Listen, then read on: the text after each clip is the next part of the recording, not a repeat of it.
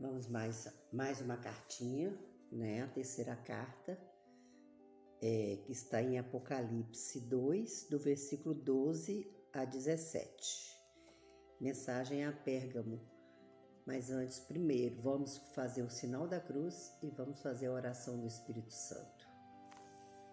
Pelo sinal da Santa Cruz, livrai-nos Deus nosso Senhor dos nossos inimigos. Em nome do Pai, do Filho e do Espírito Santo. Amém. Vinde, Espírito Santo, enchei os corações de vossos fiéis, acendei neles o fogo do vosso amor, enviai o vosso Espírito e tudo será criado, e renovareis a face da terra. Ó Deus, que instruíste os corações de vossos fiéis com a luz do Espírito Santo, fazei que apreciemos retamente todas as coisas, segundo o mesmo Espírito, e gozemos sempre de sua consolação, por Cristo Senhor nosso. Amém. Então vamos fazer a leitura primeiro dessa mensagem a Pérgamo. Ao anjo da igreja de Pérgamo, escreve: Eis o que diz aquele que tem a espada afiada de 2 gumes. Sei onde habitas.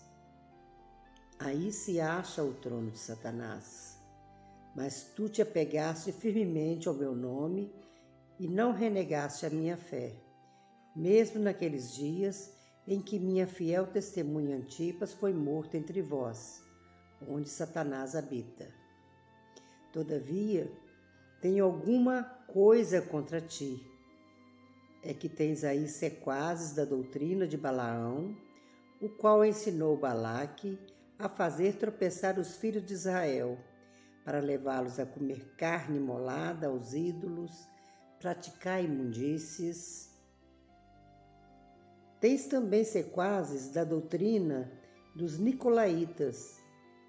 Arrepende-te, pois, senão virei em breve a ti e combaterei contra eles com a espada da minha boca. Quem tiver ouvidos, ouça o que o Espírito diz às igrejas. Ao vencedor darei o maná escondido e lhe entregarei a uma pedra branca na qual está escrito um nome novo que ninguém conhece senão aquele que o receber. Palavra do Senhor, graças a Deus. Pérgamo era uma cidade pequena que era no alto do morro, né?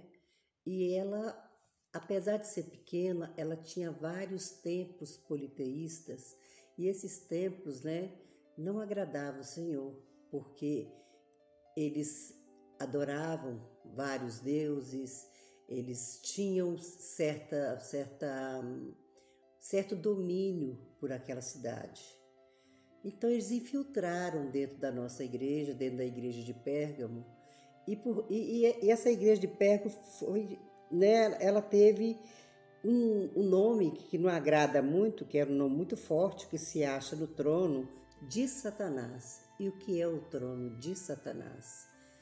É o trono onde eles divulgavam e adoravam deuses pagãos, e eles cultuavam vários deuses e tentavam, né, como os nicolaítas, como aqueles que não eram cristãos, ou eram tipo assim, né, como disse, o cristão nicolaíta, que falava uma coisa e fazia outra. Então eles faziam com que as pessoas tivessem a liberdade, precisassem, né, ajoelhar e adorar os seus deuses. Inclusive havia um deus chamado Esculápio. Esse deus, ele era um deus que, segundo eles, quem o seguiam, né, quem o buscavam, recebiam curas maravilhosas, curas que a gente até duvidasse, né, que tivesse cura de certas doenças. E esse deus nicolaítas, ele era muito adorado pelas pessoas daquele local. Inclusive, se vocês perceberem, aquele símbolo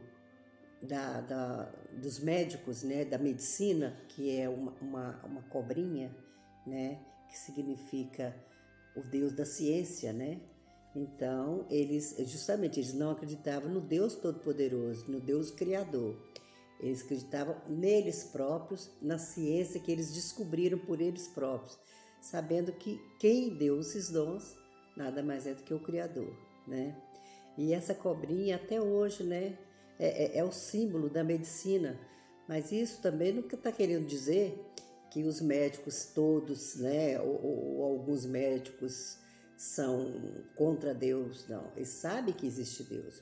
Eles podem não acreditar, muitos deles podem não acreditar e não cultuar o Deus. Eles acham que eles são os deuses, né? É eles que curam, mas essa cobrinha é só símbolo, né? É o símbolo da época, né, de Pérgamo, né, dos deuses de lá. Então a gente precisa ter consciência de respeitar a medicina, respeitar os médicos, porque hoje não é assim mais. Hoje muitos médicos fazem oração antes de fazer qualquer cirurgia, ou tem a palavra de Deus em dia na sua casa, ou no seu consultório, ou antes de uma cirurgia se reúne e reza o Pai Nosso, né? São cristãos mesmo que sabem que Deus é o Todo-Poderoso, né?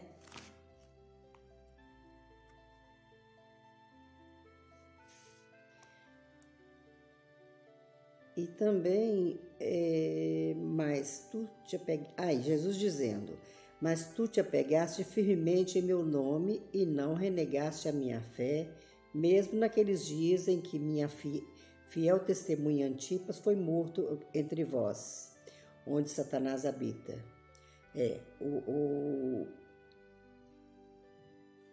O Antipas, ele foi morto, parece que dentro de um bezerro de ouro, com a boca fechada, e eles queimaram ele lá dentro. Era terrível, né? O castigo que eles davam para aqueles que não adoravam os seus deuses, né? Mas nós vamos olhar aqui mais na frente, que ele fala quanto a igreja de Pérgamo, né? Era uma igreja que tinha essas igrejas que eu falei por todos aí, né? Falei da igreja que tinha vários deuses, mas também ela tinha lá naquela cidade, naquele lugarejo, que era pequeno, né? De uns 10 a 20 mil habitantes, parece. E tinha naquele lugarejo uma grande biblioteca, onde eles registravam os seus conhecimentos, tanto conhecimentos cristãos como conhecimentos adquiridos, né? E usavam o papiro, e o papiro veio a faltar. Isso é só uma pequena história para a gente dar continuidade a essa partilha. Eles, né, o responsável por essa biblioteca foi até o rei, né, lá no Império, o rei da Alexandria, né, para comprar papiro para terminar, para fazer seus trabalhos. E ele, sabendo dessa grande biblioteca e que ela estava aproximando a ficar assim parecida ou, né, ultrapassar a biblioteca que eles tinham lá no Império, lá em Roma, o que eles fizeram? Negaram para eles o papiro, não venderam para ele o papiro. Então o que eles fizeram? Precisaram de construir, de fazer alguma coisa, de reinventar, né, um outro tipo de conteúdo para registrar seus conhecimentos, porque o papiro era feito de uma plantação aquática, né? E eles, o que eles fizeram? Eles pegaram couro de animais, curtiram esse couro, trabalharam nele, prepararam eles até ele, né, ficar pronto para escrever nele. Então, passou a escrever no couro de animais. Como veio de lá, de Pérgamo, chamaram aquele couro curtido, escrito, de pergaminho. E até hoje a gente conhece como pergaminho, porque veio de Pérgamo. Interessante isso, né? E a gente vai conhecendo devagarzinho, a gente vai conhecendo a história. Então a gente precisa dar continuidade ao que o Senhor quer de nós.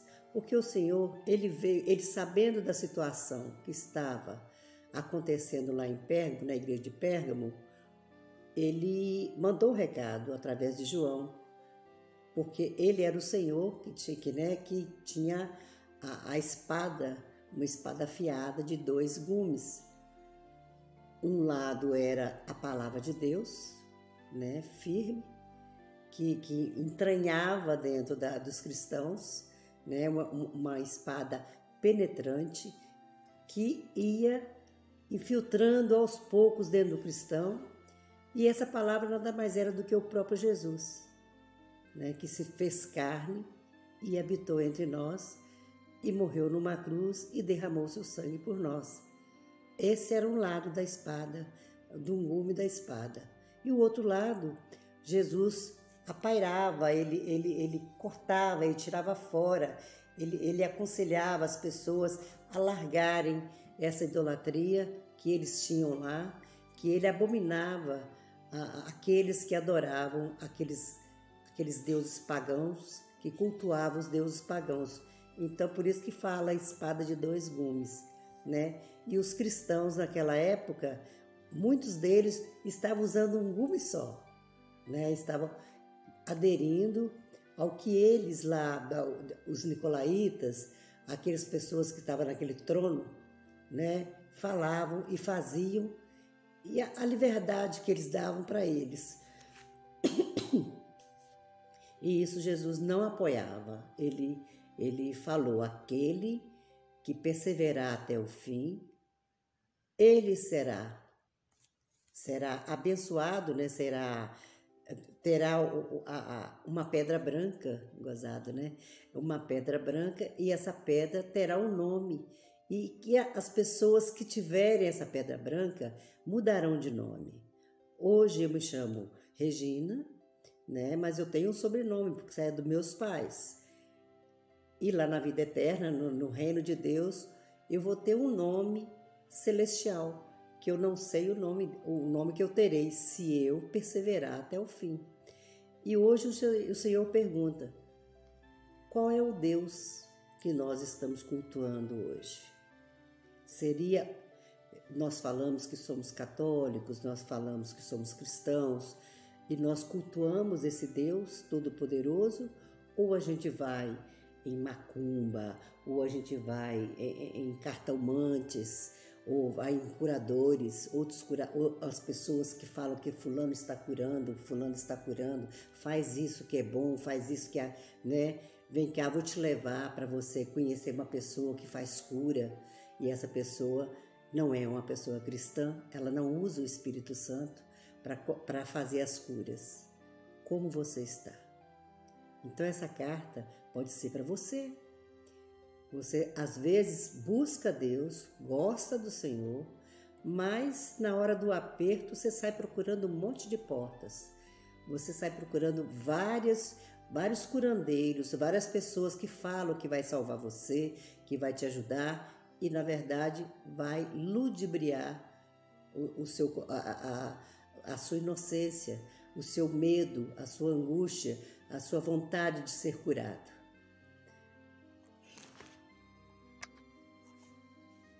E Jesus fala, né, aqui no versículo 16: arrepende-te, pois virei em breve a ti e combaterei contra eles com a espada da minha boca. E no 17 ele diz: quem tiver ouvidos, ouça o que o Espírito diz às igrejas. Ao vencedor darei o maná escondido e lhe entregarei a pedra branca, na qual está escrito um novo nome para você. Então, esse maná escondido, o que poderia ser? Não seria o maná que veio do céu, que foi para o céu e vai voltar? O maná escondido é o pão da vida, e Jesus é o pão da vida. Nós tivemos agora, ontem, né, aquela linda solenidade do Corpus Christi, e tem a divulgação do verdadeiro corpo de Cristo nas nossas igrejas, e nós precisamos cultuar assim o corpo e o sangue de Cristo e recebê-lo no nosso dia a dia e estarmos limpos primeiro para ter condição de recebê-lo, porque senão, se a gente for com o coração sujo para receber o corpo de Cristo, o que a gente vai fazer? Jesus fica na porta, porque ele não entra no corpo sujo. A gente acha que comungou, que a gente está bem, mas se a gente não está preparado para receber esse corpo de Cristo, nós estamos... Jesus ficou na porta, ele não entrou, porque nós precisamos de limpar a casa para ele entrar. E limpando a casa, ele entra, nos alimenta e faz morada. Deu para entender? Então vamos, né, gente? Nós vamos... da próxima carta vai ser a mensagem a Tiatira, que é de 18 a 29. Essa aqui já é maior, essa carta. Mas nós vamos estudar e vamos fazer o que nós podemos entender o que o Senhor está dizendo para cada um de nós aqui. Amém? Obrigado, Senhor, por mais uma palavra. Que eu consiga, Senhor, a cada dia me inteirar cada vez mais daquilo que Tu tens para nos dizer, nos mostrar, nos corrigir.